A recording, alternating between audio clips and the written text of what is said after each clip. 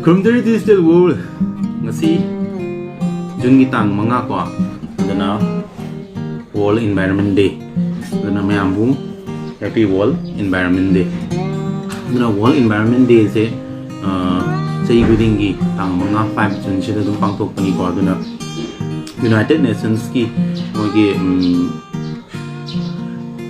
environment bu protect tong na ba mogi moroi ba observation amani ihan hana kogi jiki gi oina 1974 dagi pangtok pa hobi World Environment Day se ko adana masi World Environment Day na platform ori se kogi environmental issues me am chigi awareness se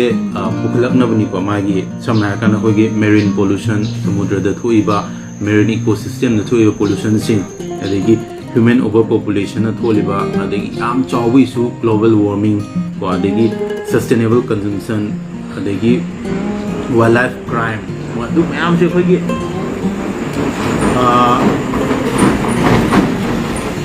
global da angma data ai matuna over 143 countries in annually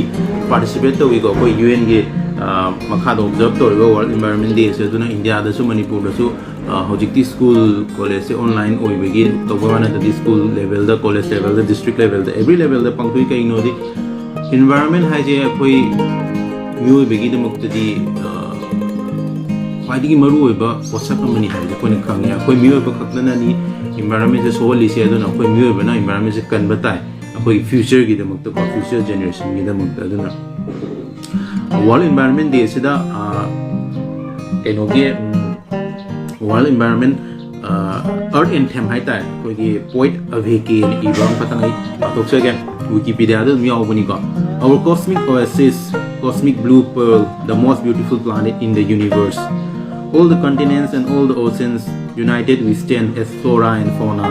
united we stand as species of one earth different cultures beliefs and ways we are humans the earth is our home all the people and the nations of the world all for one and one for all united we unfurl the blue marble flag aduna sida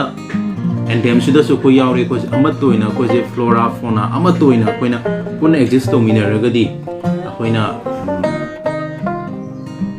environment se kan ngam modoini sida haining je koina animal sing da tholiba crime da hanba adegi deforestation thu is koina handa hanba ko adi uwa thabo da changchalapagi wane da second time 2013 da launch to gibani akoi matam da koi couple civil sasi tharur mogi union ministry gi makha da moina launch to giba anthem amani ko similar aduna anak chahi gi 2021 gi World Environment Day gi theme je ecosystem restoration na chini aduna ecosystem ja ko yam line khangge ha ga de koi gi si koi gi kama ha ga de ga koi group na truck community ama dune ba tongan ba living organism sing sina la interact toraga moi se koi specific environment da lemina bu dunia aduna madu gumai ecosystem je maro le in particular species am hek mangak pada mai food chain do kaira aga hekta ecosystem je chuar ka dunia aduna restoration of ecosystem le sida koi gi recovering ni maru ina koi gi landscape sing koi gi